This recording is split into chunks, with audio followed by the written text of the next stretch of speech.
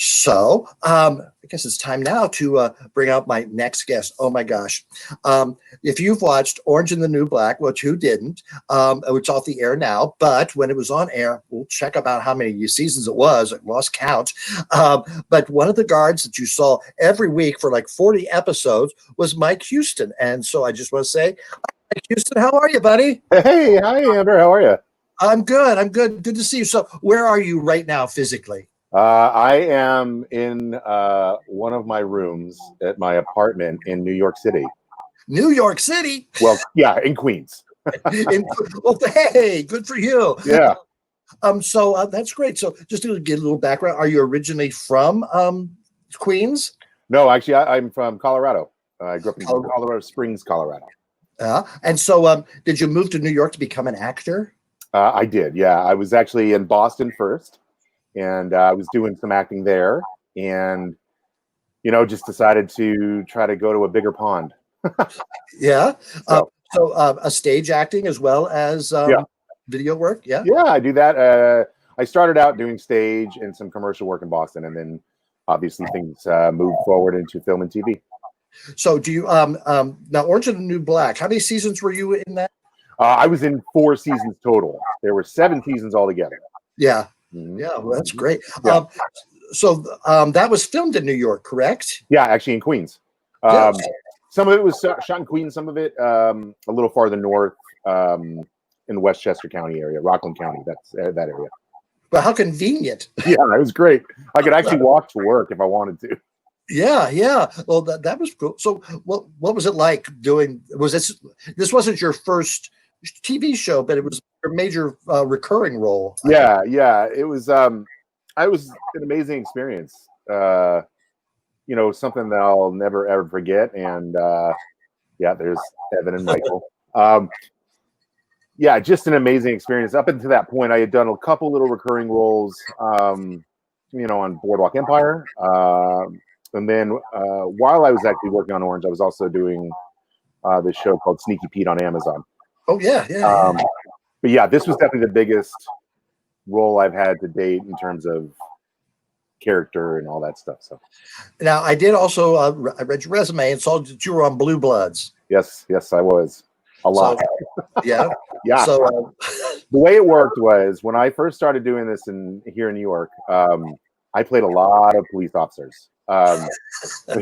Before I brought up my beard, so I played cops a lot of times, and Blue Bloods was one of those great shows that they like to keep the environment similar, and so, you know, they'd hire a lot of us to come back and recur and play different episodes as the same cop. So that was a really great experience. I got to work. Tom Selleck was awesome. That's what I was going to get at. Yeah. Like, I mean, as a little girl, I loved him on Magnum PI. Oh, he was the best. And like, man, that mustache is the real deal. It is cool to see it up close. Now, it seems like he's a little right of center in his political views. Does that ever come out? Nah, it doesn't show up in any way, you know, other than no. Nope. It really didn't. Like, again, so don't say anything bad. No, and he's a very gracious and giving actor. Oh, that's good. And he's very respectful of the talent in New York that peppers that show. You know, you have your recurring characters, you have your series lead characters, but then you have the people that pepper the show, and he was always very gracious and complimentary about the talent that New York has just waiting to work. So and now more than ever. Yeah. I don't know. It'll be interesting to see. That's a good point. I don't know if many people are going to be hustling here to get in a game anytime soon. Is there anything going on other than Zoom stuff? And I see projects are being cast. A lot of voiceover work. You know, a lot of actors that are working actors tend to have space and to put a little box together with foam, and now you've got your voiceover studio. And so a lot of voiceover work's going on. But again, there's a lot of conversations happening about the shows coming up, like how how they're going to treat it with social distancing, how they're going to make it safe for everyone to be involved. And I think it's good. I think that a lot of studios kind of see the importance of making sure we maintain guidelines from the CDC while also trying to get our creative energies back into the foray. That's the one thing I'm going crazy with here is, I've done play readings via Zoom, just like you mentioned. But other than that, man, I'd love to get back into doing some scene work. So were you in the process of doing something or getting something started before this happened? The one thing I was actually working on before it started was on the business side of things. I started a coaching business,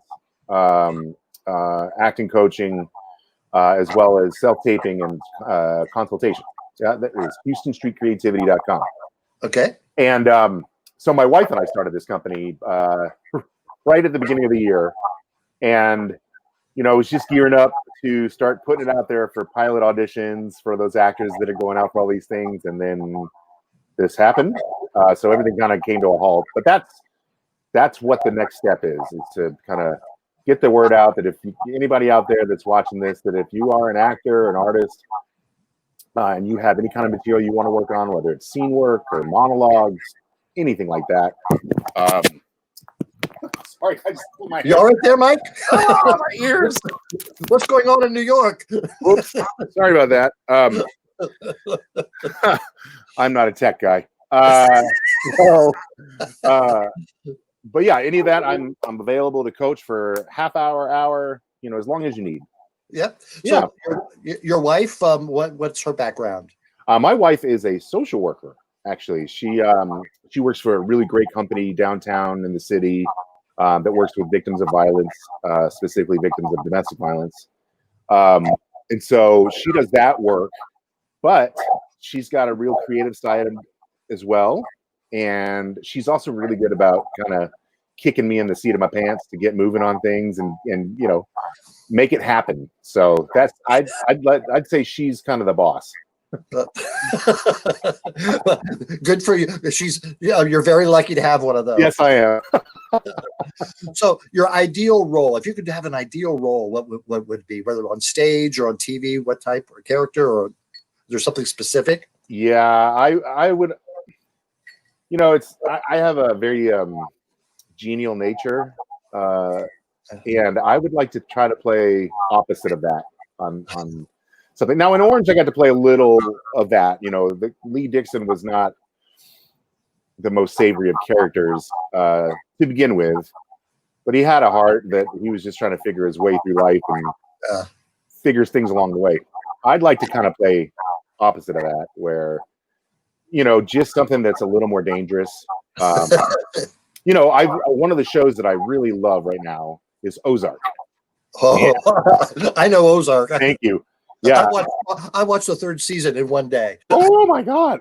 I'm not going to spoil it for anybody watching, but watch that show. Yes. And I'll tell you the character in that season. I'm going to look it up because I forget his name right off the top of my head. But in the third season, this fella played Wendy's brother. Yes. Oh, and I just I watched he just him. had an arc that. And I fell in love with him. I just said, this guy is doing next level stuff, and that's the character. Something that is that nuanced and that complicated. Oh my, yeah. It's so much fun. So yeah. That's the dream. And we don't know. Yeah, we don't know. What happened to him. Nope. We gotta stop talking about it now though, because otherwise people start making theories and conspiracy theories. Oh, I've looked at them all. Yeah. Oh, hi. That's great. I highly recommend Ozark. Yeah, good show. Too dark or a little too violent, and I don't think it's. If there are violent, it is violent. It's a little violent. Psychological. It's more psychological. Yeah, it is. It is. That's a good point. Definitely talk a lot, but there's definitely some grittiness to it that, my wife is not the biggest fan of like being surprised by violence. So she reads up ahead before she watches the show, and I can tell you, she read a lot about Ozark. So yeah. I've noticed that a lot of shows are rated R because of smoking. I just thought That's so bizarre to me. It's like the last. I mean, that's the slow killer, right? So yeah, you'll let these guys with these guns and these things happen and right in front of your face, and then that's a PG-13. If you have a cigarette, it's rated R. No, I'm not. I do not condone smoking. I think it's awful. No, but I'm with you. Yeah, well, I just thought that was just really, really tough. So, let's see, is that the one? So, tell us about this scene. What was going on there? So, in this scene, this is after all the inmates are moved from Litchfield prison, which was the prison for the first 4 or 5 seasons. Now we're in Max. This is a maximum security prison, and we're doing a check on all the rooms. We're looking for contraband, and you'll see that we've got Nick Steelenberg is in the back there. So he is on the show with me since season 4, and then we have Brendan in the back right there. He came in on season 6. And Greg as well, right there in the front, also season 6. So these guys are max security guards. We'd come into their space, and now we have to follow their protocols. We play by their rules. So that was a good experience for you. Oh, it was awesome. It was awesome. I mean, being able to work in an ensemble is always a joy and something that I look forward to because it just requires so much work from all different folks involved to create something pretty cool.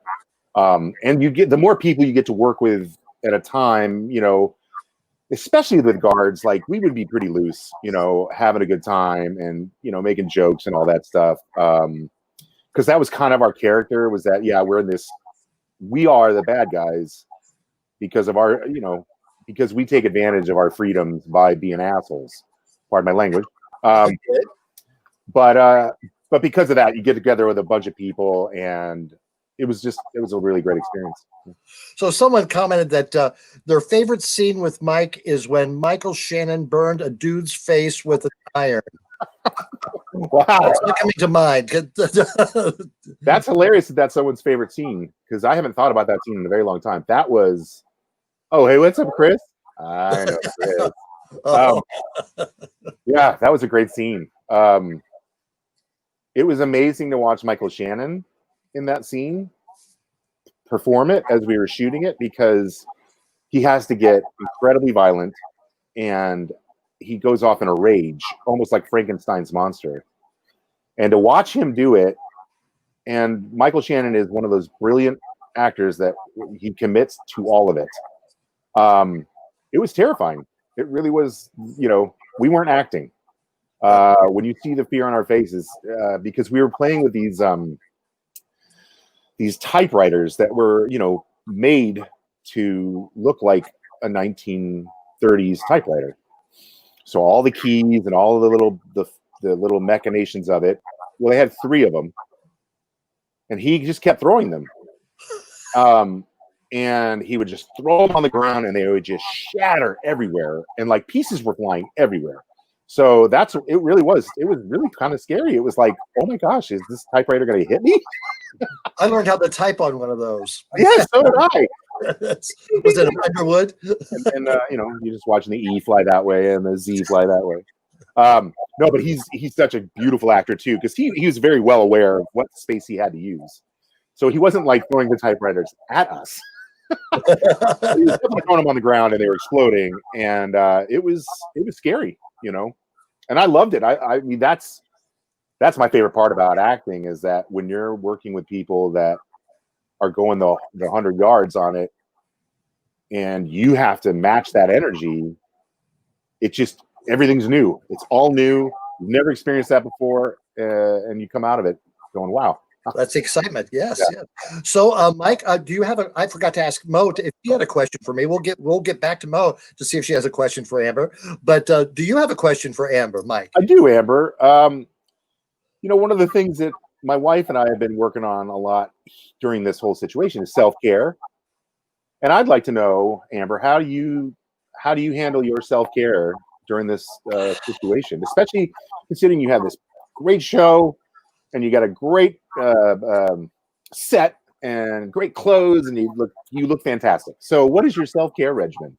Try not to take things too seriously. Okay. Think things, because I've cut down on my watching of the news. Mm-hmm. Me too. I mean, it used to be 24-hour. I'd have things going, so I've cut that down to about 23 and a half hours. That seems to have helped. No, just being mindful. It's trying not to watch too much TV, believe it or not, drinking less than I think I was before. Yeah, I would be able to but making conscious choices about food as well. Just saying, no one's going to see me, so I can balloon up more than what I am naturally. No, that's self-care is important. Yeah. Yeah. Awesome. Yes. All right. So now we're going to bring Mo back. And let's see. Hi, Mo. Hi. Hi, Mo. Did you have a question for me? Yes. My question was going to be, if you could be quarantined with anyone, living or dead, who would you like to be quarantined with? Including members of your staff? I had a feeling you might pepper into that. Megan would be fun. I think so too. She's very talented. She could teach you things. Yep. Yes, I'm sure she could. Will would be a good one to be quarantined. I had a feeling he might make the list. Yeah. Well, any of your staff members would be great. But I don't mind being quarantined by myself. Yeah. There you go. That's good. I really don't. Yes, I enjoy socializing, and people think, oh, they must be an extrovert. And yes, I enjoy being around people, but I really like being by myself. And a lot of times when I'm at Three Needs, I'm sitting there by myself, doing a crossword puzzle or doing something else. I just like the atmosphere of activity. Hi, Ben. Hi. He has clothes on. Damn it. We can arrange for things. All right. So walk behind just. One less item each time. all right. So now we're going to play a game we call Beer Brains, where we will ask 6 questions that have something to do with craft beer making, craft beers or craft beer making. All right. So, Mr. Producer, sir, if you would take care of the questions, I'd appreciate that. That's so. The question number 1 is: which brewer is largely credited with inventing the strain of yeast used in many of today's lagers? A. Heineken. B. Budweiser Budvar, whatever that is. C. Carlsberg. Or D. Beck's. Thank God it wasn't Corona. Oh boy, that would have been awkward. So it's A, B, C, or D. Do you have an answer? C and B. The correct answer is C. It is Carlsberg. So 1 point for Mo. Very good. Second question. Which of these is not a type of hop? Tomahawk, Pilgrim, or Victory? Or the Lindy hop. I guess the Lindy is a hop, so that wouldn't be on there. So it's A, Millenium, B, Tomahawk, C, Pilgrim, or D, Victory.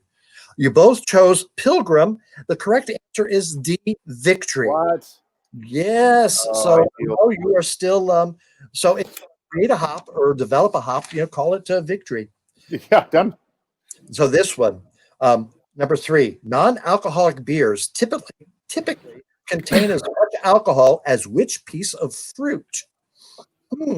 A, banana, B, pear, C, pineapple, or D, kiwi? Oh, what a great question. I'm going to have a beer while we did this. I usually drink vodka, but since we're having a beer contest, so I'm going to have a beer. B. Ask what kind of beer this is. Well, I call it trick beer. You know what trick beer is? It's the kind of beer when you have guests over and you're for a party or whatever, and they drink beer and they leave it. Well, they leave the good stuff. They leave the crap that they don't want to take home with them. So you leave it in the refrigerator for guests who happen to buy. like tricks. So this is some trick beer, and I'm not going to be using it for a while, so I might as well be drinking The it. good stuff. I love it. So the answer to the fruit question, let's see, C and B. Oh, you're both wrong. That's bananas. It's bananas? Yes. That's crazy. That's crazy. My pineapple's always getting fizzy when it gets old. You know, like I've had pineapple. Yeah, like I would think the fermenting of it. But also bananas, when they get rotten, they must do something else too. Some beer tastes like banana. There's a banana flavor in Hefeweizen. So to be number 4, to be classified as a craft brewer in the United States, a brewery must be less than 50% owned by a large brewery. B, annual production of less than 6 million barrels. C, all the ingredients on the bottle. Or D, brew using traditional methods. And you both got the correct answer, which is B. Woohoo! Of 6 million barrels or less. So Mo has 2, Mike has 1. We have 2 more questions. All right. In which year was the beer can introduced? 1905, 1920, 1925, or 1935? Oh, I'm going to take a big guess on this one. Yeah, I wasn't around for any of them. That's It says D. What do you say, Mike? C. That answer is D. So it's 1935. Oh, you are kicking my tail. Yes. Now, Mike, don't you have a background in beer? I do. That's why this is really embarrassing. I actually worked for a brewery for almost a year in Long Island City. Sweeping the floors or what? Because you don't know shit about craft itself. I know something. I knew what made a craft brewery a craft brewery. Okay. I swear to God, I thought I had the hop one right, but I didn't. I get it. I can admit failure. But, Well, I have a little bit of a background, so this is kind of embarrassing. So, well, we won't tell anybody. I'm drinking it. In 1935, also things that were discovered or created was Orangiana, the drink. That's been around since 1935. Wow. That stuff is delicious. Kit Kat bars. No, They were around since Those 1930. are fun. yeah. You mentioned Jägermeister earlier. That was produced in 1935. I think that would have been around forever. I'm sure that that was the first time it's copyrighted. It's probably been made for 1,000 years. Yes. Yeah.